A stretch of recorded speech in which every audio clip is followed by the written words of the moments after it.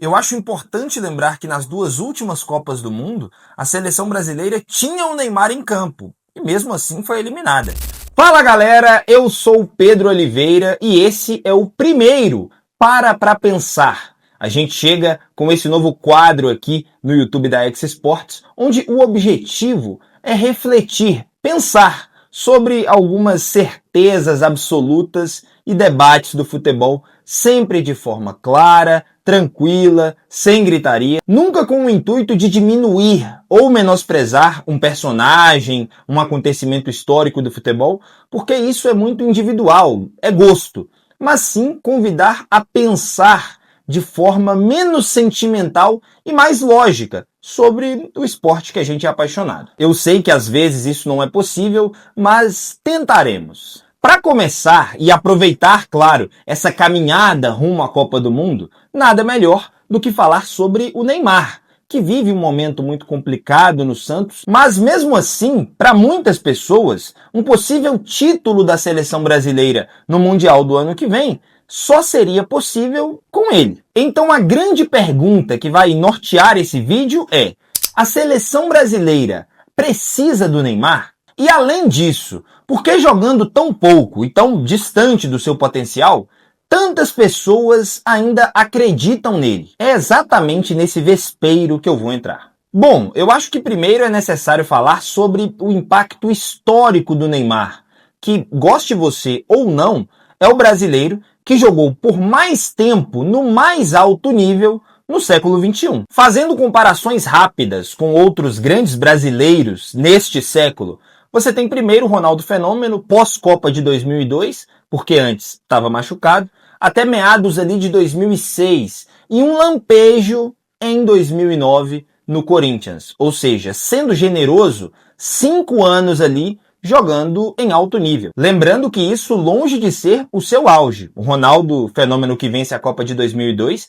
nem é o melhor Ronaldo, mas isso fica para outro vídeo. Podemos falar também do Ronaldinho Gaúcho. Esse sim teve o seu auge no século XXI, mas em um período muito curto, né? Quando a gente fala do showman que encantava o mundo, a gente está falando basicamente de 2003, quando ele chega no Barcelona, até 2006. E depois é uma queda livre, com passagens decepcionantes pelo Milan, pelo Flamengo, e aí, fazendo o que eu fiz com o Ronaldo, tem um lampejo ali no Atlético Mineiro entre 2012 e 2013, para acrescentar nesses que foram 4 anos de alto nível do Ronaldinho Gaúcho nesse século. E tem o Kaká também, outro bola de ouro, que desde que chegou ao Milan em 2003 até 2008, a gente considera ali 5 anos, até porque a passagem no Real Madrid foi muito longe do que se esperava, muito tempo machucado, então fica empatado ali nos 5 anos, junto com o Ronaldo Fenômeno, quando a gente fala de alto nível. E com esses 3 de parâmetro, voltamos ao Neymar, que desde que surgiu em 2009, já teve um impacto absurdo, vencendo Copa do Brasil, Libertadores, 3 campeonatos paulistas, venceu o Prêmio Puskás e foi eleito entre os 10 melhores jogadores do mundo jogando no Brasil. Ainda teve aquela Copa das Confederações mágica em 2013, antes de ir para o Barcelona e ganhar absolutamente tudo ao lado de Messi e Suárez, que se não foi o melhor, é um dos melhores trios de ataque da história. Na Copa de 2014 não há o que falar dele. Até o momento da lesão foram 5 jogos e 5 participações diretas em gol. Ele não participa da tragédia contra a Alemanha. E muita gente pergunta, a presença dele mudaria alguma coisa? Eu acho que até melhoraria o desempenho da seleção brasileira, mas não seria capaz de reverter o resultado. Fato é que ele saiu ileso do maior vexame da própria geração e da história da seleção brasileira. E no Barcelona seguiu muito bem até 2017. Quem não se lembra daquela remontada contra o PSG, o famoso 6-1, em que o Neymar foi o principal jogador daquela virada histórica. Depois, é verdade, ele decide se mudar para o PSG, o que isso pode até ser um assunto para outro vídeo, mas eu acho que era uma decisão compreensível no momento, julgar depois é muito fácil. Mas a verdade é que depois disso, o Neymar teve uma queda muito brusca no seu rendimento, tanto por lesões, por adaptação e etc. Mas podemos dizer com tranquilidade que de 2009 até 2017, ou seja, 8 anos, o Neymar foi impecável. Viveu o que é, até então, o seu auge. E para ser justo com o Neymar e analisar um desempenho pontual, como eu consegui fazer com os Ronaldos, né, o Fenômeno e o Gaúcho, também tem aquela temporada da pandemia, entre 20 e 21, que o Neymar foi sensacional, ajudando, sendo o principal jogador que levou o PSG à sua primeira final de Liga dos Campeões, ou seja, quando a gente soma esta outra temporada, estamos falando de 9 anos do Neymar em alto nível, superando com sobras os outros 3 gigantescos jogadores, Fenômeno, Ronaldinho Gaúcho e Kaká, que eu tinha citado antes. Mas por que eu dei essa volta toda em comparações com outros grandes jogadores e também analisando o melhor desempenho do Neymar, os melhores anos da sua própria carreira? Para mostrar que existe lastro, existe história, existe exemplo e memória física para quem acredita no talento do Neymar, basear o seu pensamento, fundamentar essa ideia, essa crença. Porque sendo fã ou não, acreditar no Neymar não pode ser considerado uma loucura. Repito, por tudo que quem viu sabe que ele é capaz de fazer, ou que era capaz. Os últimos anos da sua carreira, por piores que tenham sido, não apagam o jogador talentoso e decisivo que ele foi durante quase 10 anos. Quem acredita no Neymar tem base histórica para isso. E você pode achar que a pessoa é saudosista, vive no passado, mas foi o que aconteceu. O Neymar, inclusive, em alguns momentos da carreira, só esteve atrás de Messi e Cristiano Ronaldo. As premiações de melhor do mundo de 2015 e 2017 é exatamente isso que acontece. O Neymar atrás apenas de Messi e Cristiano Ronaldo. O que é sim um feito gigantesco, porque quando a gente fala dessa geração, o Neymar provavelmente foi o jogador que, em determinado momento, mais se aproximou do Messi e do Cristiano Ronaldo. Enfim, está claro que acreditar no Neymar não é uma loucura, mas isso está baseado em um desempenho, em um Neymar do passado. O que é muito importante, mostra do que ele já foi capaz, mas serve apenas para um momento inicial de análise, porque o que realmente importa quando a gente fala de seleção brasileira é o momento atual. E desde 2018, ou seja, nos últimos 7 anos, com exceção de 2020, como eu disse, a gente tem apenas a ideia de um Neymar e não a prática. E isso se deu, sim, por conta de lesões, o que pode não ser uma culpa diretamente dele, mas impacta como se fosse, porque o debate não é de quem é a culpa dessas lesões, mas sim o mal que elas fizeram à carreira dele. Ao todo, o Neymar ficou, desde a temporada 17-18, 1.366 dias fora por lesão, o que dá quase 4 anos fora de combate. Ou seja, quando você faz um cálculo básico, como eu disse, que o Neymar não joga bem há 7 anos, 4 desses ele praticamente nem jogou. O que, por um lado, reforça essa ideia do Neymar utópico, do Neymar imaginário. Porque, diferente do que acontece com a maioria dos jogadores, ninguém viu esse declínio técnico do Neymar dentro de campo. Isso aconteceu fora dele. E mesmo assim, quando o Neymar aparece, quando o Neymar consegue jogar, não é por muito tempo.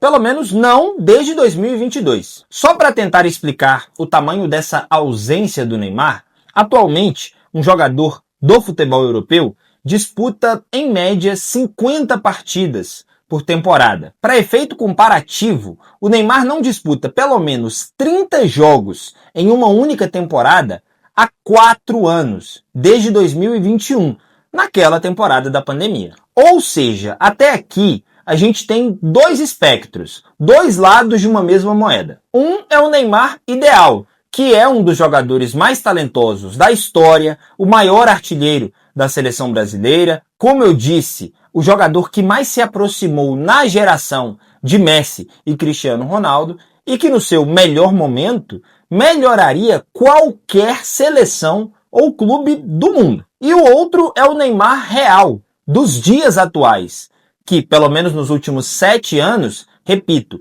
com exceção de 2020, ficou mais tempo fora do que dentro de campo. E quando jogou, passou longe de responder às expectativas. Nessa temporada de retorno ao futebol brasileiro, de 43 jogos possíveis com o Santos, ele disputou apenas 23. Só que desses 23, em apenas 9, ele disputou os 90 minutos, uma partida completa. E quando a gente fala de participações diretas em gols, que é o que se espera do Neymar naturalmente, ele tem nessa temporada ao todo 9, contando gols e assistências. Só que dessas 9, 6 aconteceram no Paulistão e apenas 3 no Campeonato Brasileiro.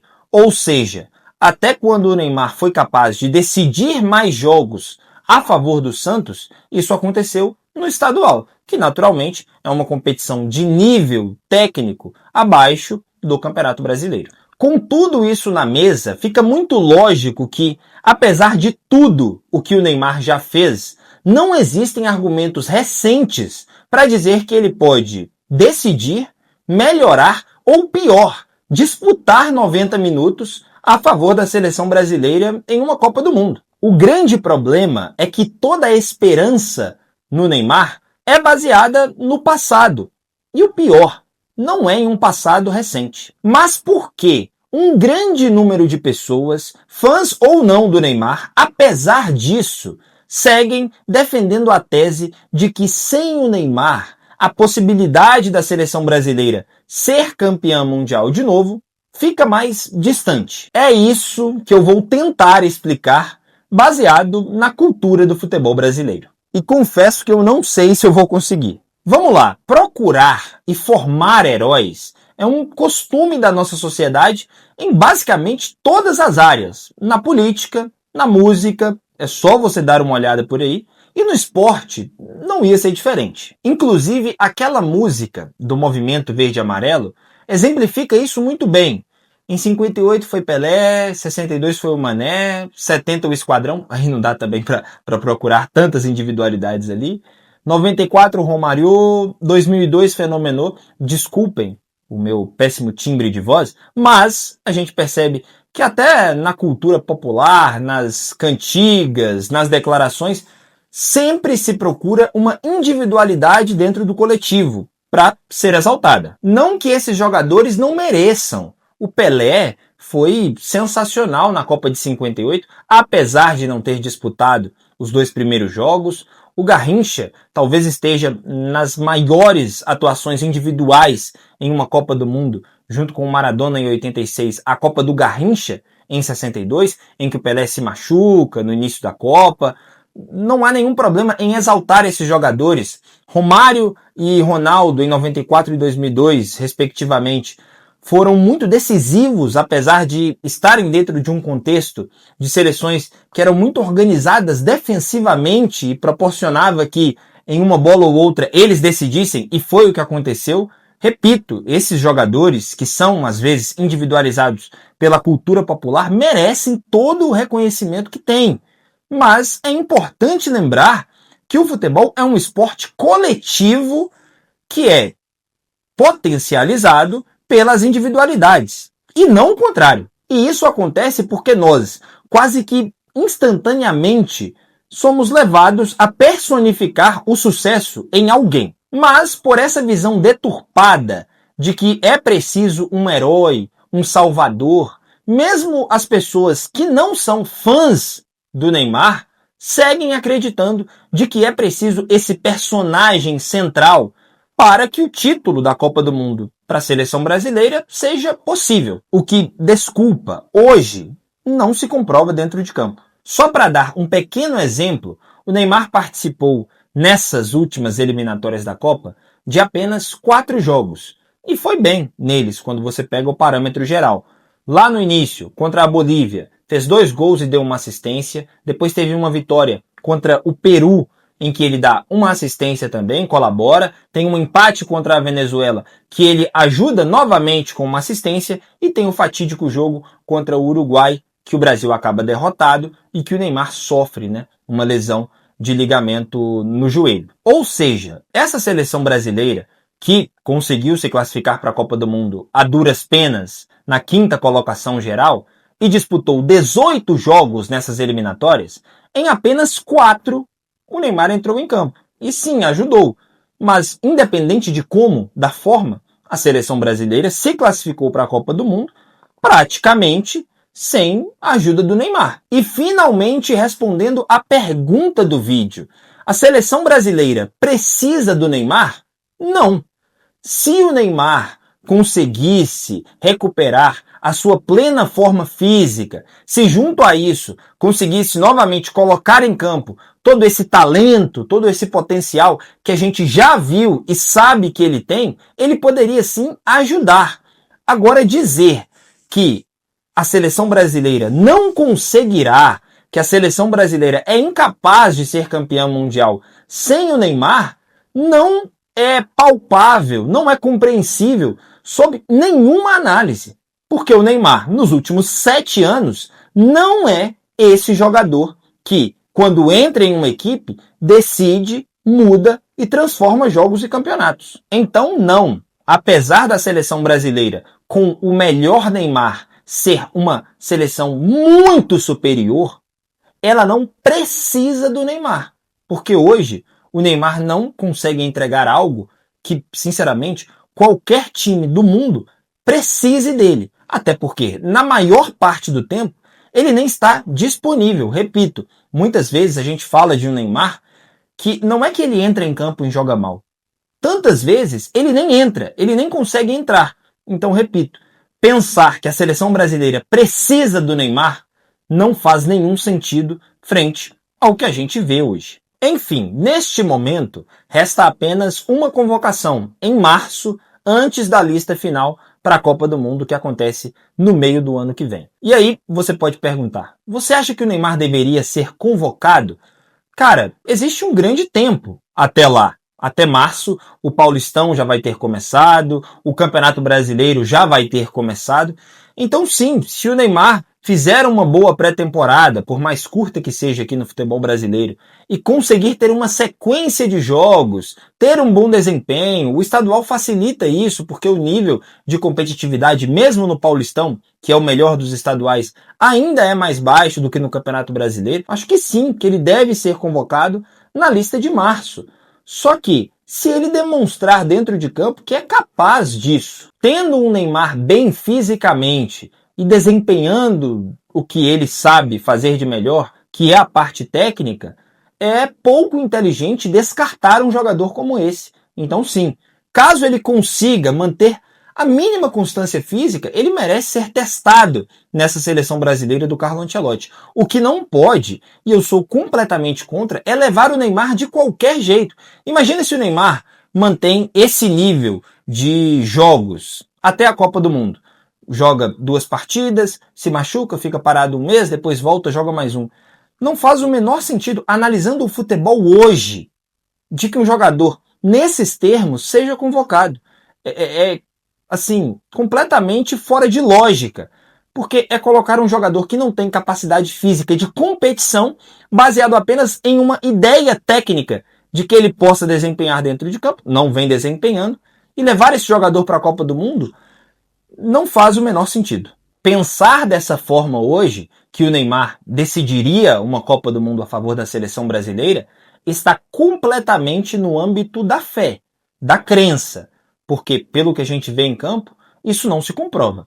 E eu gostaria ainda de lembrar que nas 2 últimas Copas do Mundo, o Neymar estava presente e melhor fisicamente do que o momento atual. E mesmo assim, não teve o impacto que se esperava. Então, assim como eu analisei historicamente os motivos de ser possível e ser plausível acreditar no talento do Neymar, historicamente também, analisando as 2 últimas Copas do Mundo, não há nenhuma garantia de que o Neymar na seleção brasileira, aquela época, seleções brasileiras do Tite até mais estruturadas, organizadas e entrosadas, que o Neymar vá decidir positivamente a favor da seleção brasileira. Porque, repito, nas 2 últimas Copas do Mundo, a seleção brasileira foi eliminada com ele dentro de campo. O que demonstra, mais uma vez, que futebol é coletivo e potencializado pelas individualidades e, repito, não o contrário. Em resumo, meu povo, é isso. Na minha opinião, a seleção brasileira não precisa do Neymar.